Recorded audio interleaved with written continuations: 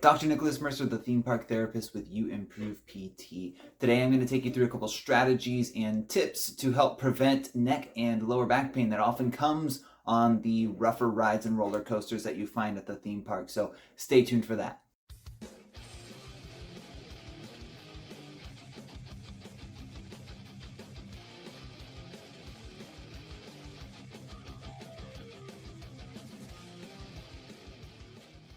So at most theme parks, the draw is these crazy rides, go upside down. They have sudden stops, sudden turns, throws your neck, throws your back kind of everywhere. However, these rides can cause a lot of neck pain, sometimes some similar to whiplash injuries, and it can irritate some lower back pain, especially if you have issues such as lumbopelvic instability and herniated discs. So what I'm going to go through today is an example of some of the reasons why these rougher rides cause these types of injuries and increases in pain, and what you can do to prevent these rides from increasing that pain or actually causing this pain. Now we'll start with the neck.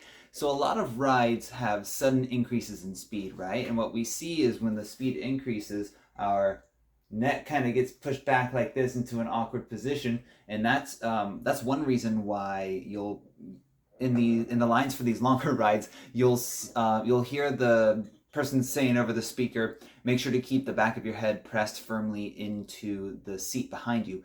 Definitely do that. So what happens there is you're pushing your head back, and we're activating the deep cervical flexors here to stabilize your head so we don't go like that and injure our neck, because that will cause a lot of pain and just general discomfort. Another thing that happens is sudden stops, right? So this happens a lot on rides like Expedition Everest at Animal Kingdom, and then another one is Big Thunder Mountain Railroad in Magic Kingdom.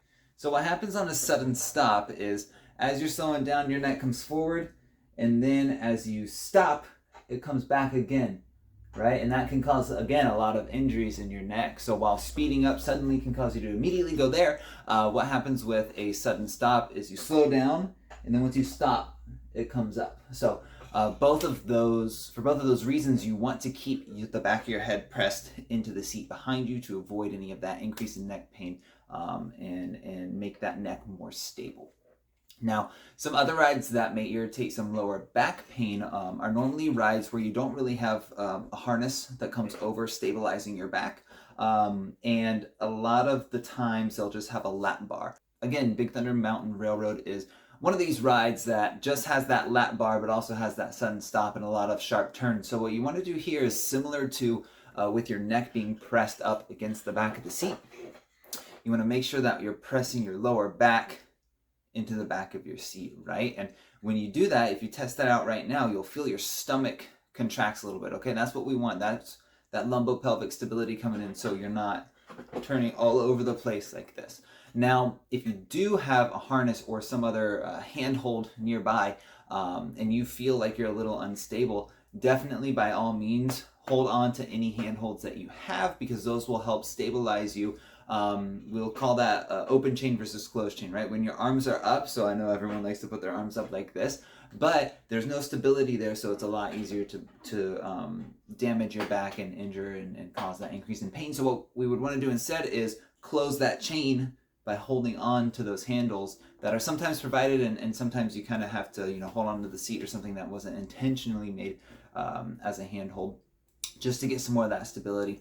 But if there's nothing to hold on to, you can still get stability by pushing that lower back into the seat behind you. So those are two ways that you can kind of make your spine more stable and avoid these whiplash and lower back injuries during the rougher, kind of crazy, sharp turn, up and down, upside down rides.